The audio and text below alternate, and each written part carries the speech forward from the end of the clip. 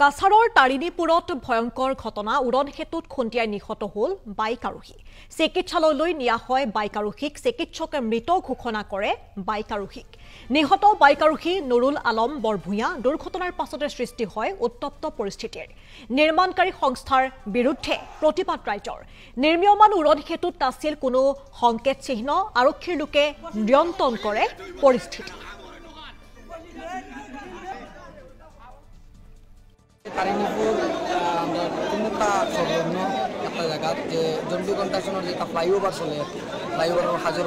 এখানে ঘটনা হয়েছে গিয়া রাইট একটা ছেলে বাইক নিয়ে জায়গার মাঝে মানে রাস্তাটা খাটিয়ে অন্য একটা